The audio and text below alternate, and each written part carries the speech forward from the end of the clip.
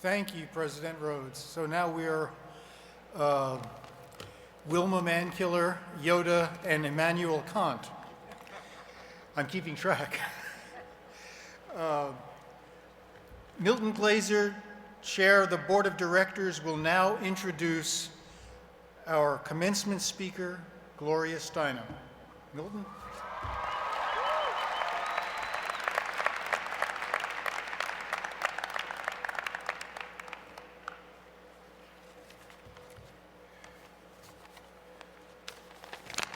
Friends, I'm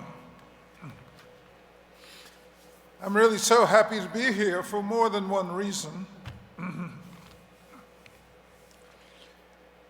When you get to be as old as I am, you discover the truth of the fact that everything comes around again.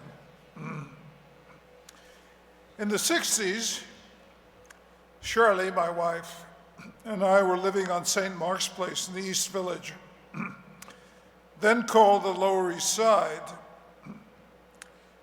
It seemed to be the center of New York's hippest art community.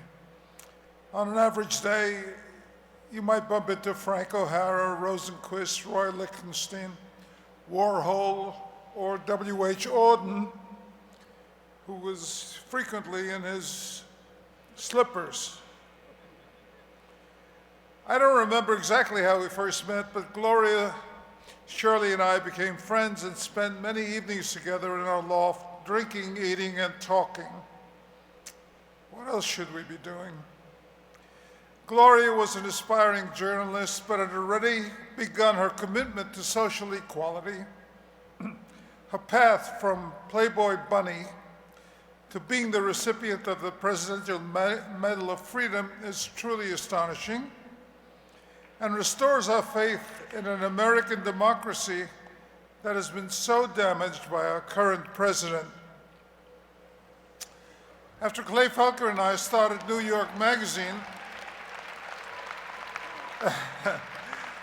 Gloria became an essential part of the magazine's character by writing pieces about the most controversial issues of our time: women's liberation, black power, gender equality.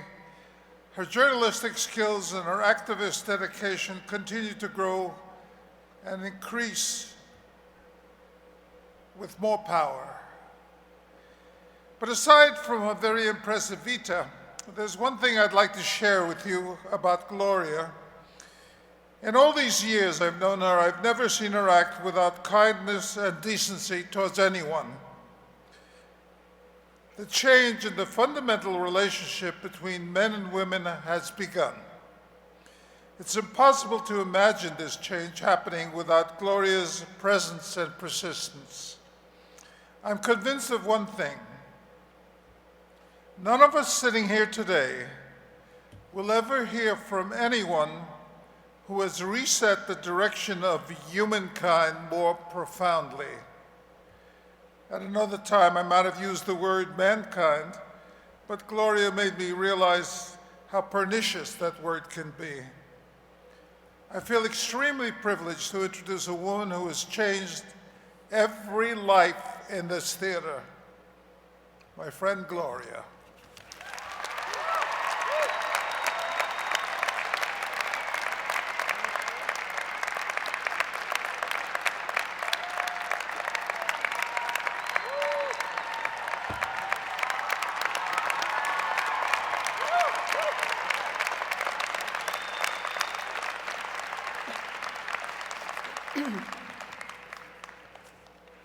It's at moments like this that you can't believe your life at all, you know? I mean, I grew up in Toledo hoping, praying to be a Rockette. Because I think girls grow up with their only signs of rebellion in show business, just like boys in poor neighborhoods grow up with athletics, you know, as their dream. And I just want to say to my 10 and 11-year-old self, I'm on the stage of Radio City Music Hall, and it's better than being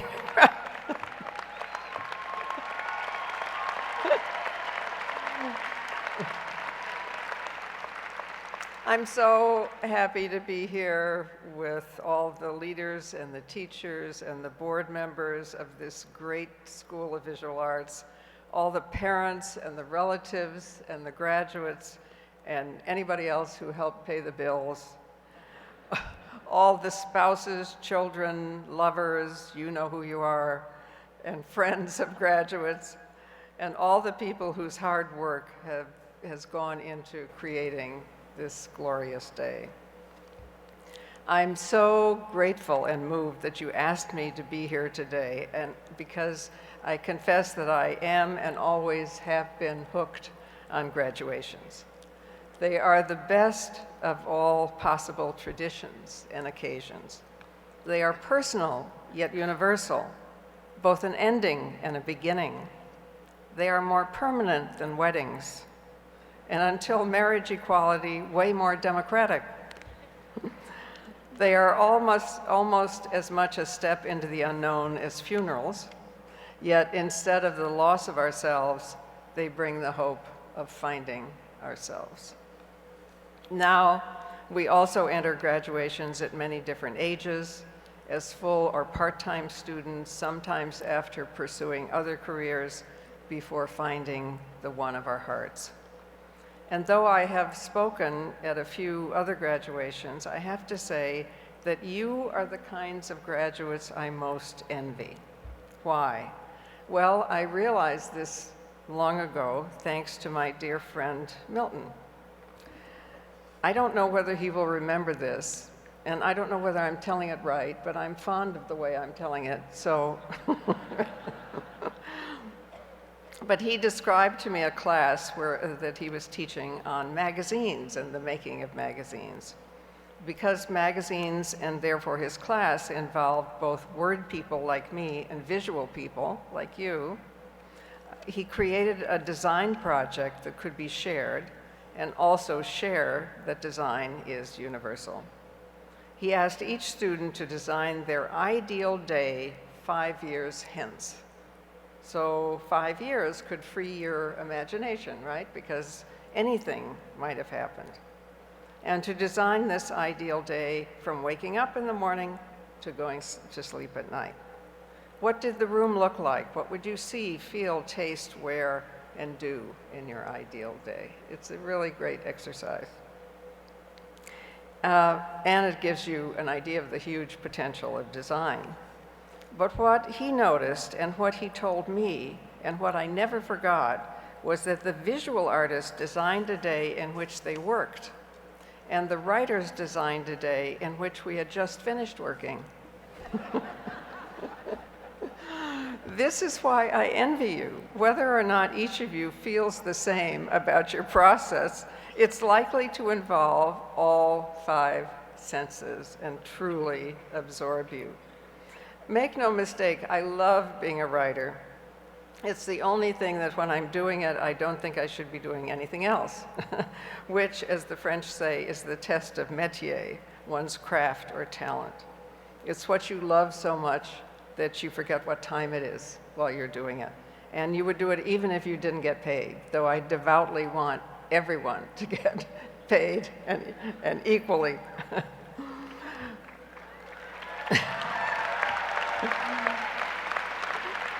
My joy in writing comes from having an idea and then from finally achieving it, but not so much from the tactile and visual and altogether sensory process that comes in between. For years, I also shared an apartment with Barbara Nessum, who you probably also know as a teacher here at the School of Visual Arts. She could listen to music while she painted. She said it freed her hand. I couldn't listen to music, especially if it had lyrics. I so envied her the joy of her working process. I say this because the visual arts are more likely to employ all the senses, to be universal, understandable, and to have the potential, therefore, of bringing diverse people together, to be undivided by different languages or degree of education. Yes, English is probably uniting a bigger proportion of the world than any languages of the past. And yes, we now have computers and the web and Facebook and Twitter and president who governs by Twitter, and, and also Instagram and other on-screen images that carry a meaning way beyond disparate languages. But it's also true that if you go on the Google campus in California and look at the huge maps that they have of the world with colored strings going up in real time from all the searches that are happening on all the continents of the world, you will notice that there are parts of the world, especially in Africa and Asia, from which there are many fewer colored strings shooting up because the literacy rate is low, or because the access to computers is even lower, or because there is no electricity at all, not even a generator with which to recharge batteries. Actually, this has become the source of a fantasy that I hope if I say it today, maybe it'll happen, which is that we need a big satellite in the sky beaming radio programs in hundreds of different languages so people on the ground with wind-up or solar radios, the kind that require no electricity at all, can receive. And that would be, to me, way more democratic than some of the divisive technology that we currently have. However, it still depends on words, and it's still not as all five senses as what you do. You in the visual arts, you have been creating humanly accessible and universal images since the first human handprints of red ochre that are still visible on African rock walls, since the cave paintings in the famous 8 caves of France, where, I want to say, archaeologists determined 4 years ago, 3/4 of the handprints were made by women. I'm just saying.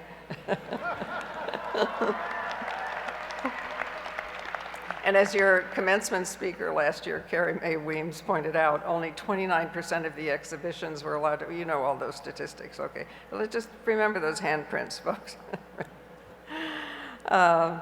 That's because a few things like patriarchy, colonialism, slavery, racism, and nationalist all intervened, okay. But that was an era of history.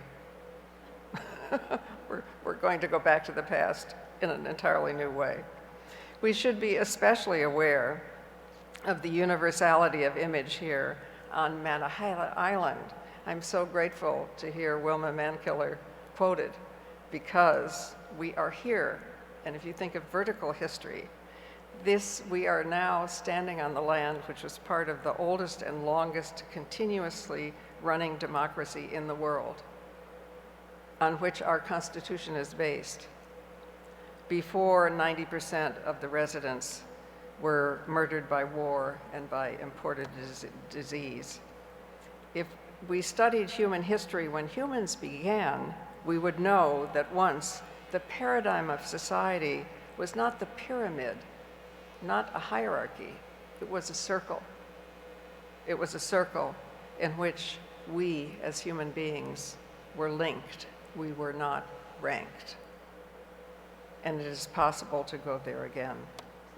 That ancient languages like Cherokee that Wilma Mankiller spoke, and many others here, and those of the Kwe and the San in Africa, the Africa from which every one of us here came, they had no gendered pronouns. A human being was a human being. What a concept. There was no word for nature, since humans were not separate from nature. Now we are again struggling to get beyond the invented categories of gender, race, caste, and class, and nationalism, without knowing about societies that existed without them, even though they account for the overwhelming majority of human history. At the Museum of the American Indian in Washington, there's a recorded lecture when you first come in. And there's a young scholar saying, there are two things, history and the past, and they are not the same. So we are beginning, I think, to look at the politics of history. But you in the visual arts, you bridge those gaps in knowledge between and among people now. At the Rubin Museum, there was an exhibit of footprints over time, including the footprints of the Buddha, foot and handprints. And it ended with Groman's Chinese, with where movie stars put their hands in this. It made me feel totally different about Roman's Chinese. I mean, we are doing something totally, totally traditional. And more, I see that we are relearning the universality and the connective tissue of the image in programs that prove the remembering and the healing power of art making for children who have been abused, too young for words, for returning veterans who image the results of a war they cannot speak, of the Ford Foundation, where the damage done to citizens in this incarcerated nation, where we imprison a bigger proportion of our people than any other nation in the world because prisons are run for profit, where the reparation of this damage is being explored through the arts. There are so many things that we have to learn if we look outside our usual space and outside what we think of as the past. In one of the oldest cultures in Ghana, for instance, when someone does a harmful or unacceptable thing, they are indeed punished with isolation. Perhaps because we are communal animals, isolation is a universal punishment, but not like our solitary selves, a short period of isolation, and after that, the person is brought back into society, and there is a long ritual amount of time in which that person is told by everyone they know every good thing they ever did in their lives, and given a stone or a symbol of that good thing. We could do that. We do the reverse, right? We continuously punish people, keep them from working, stigmatize them. There's so much to be learned if we go beyond our boundaries. And now is the time we need to blast those boundaries. Now is a time of division when a government and a president defeated by the popular vote, lost by 3 million votes, let's remember,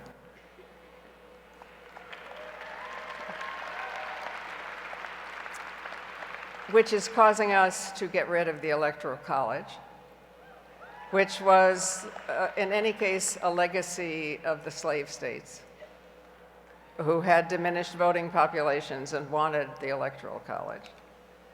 All right, we are in a time of, in my life, maximum change. On the one hand, great danger, and I am not for a moment diminishing how great that danger is. And on the other hand, we are woke.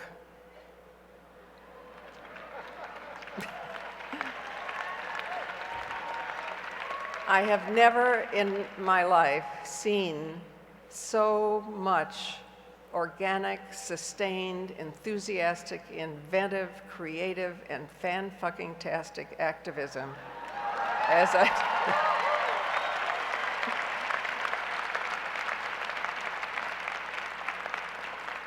And what do we do when we march on Washington, which was the biggest march in history and which took place all over the world? We were getting calls from Nairobi and from, and more surprisingly from Oklahoma.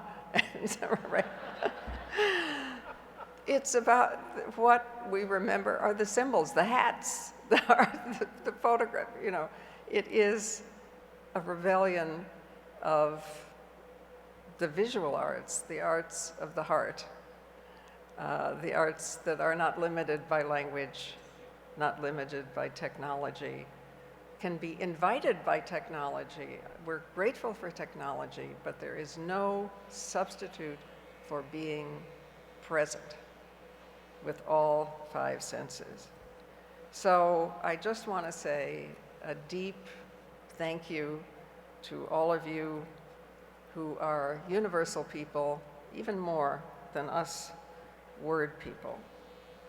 You are going to be the most cohesive, universal, uniting carriers of this change, this great bridging of artificial difference.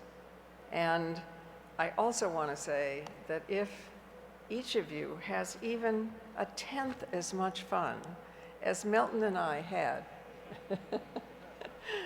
at the beginning of New York Magazine and Ms. Magazine and so many other things, that you are going to have the best of all revolutions, which means that if you want to have fun and laughter and sex and poetry and music at the end of the revolution, you have to have fun and laughter and sex and poetry on the way, okay? And I can't wait to watch and see what happens. Thank you so much for inviting me to be part of this. Thank you.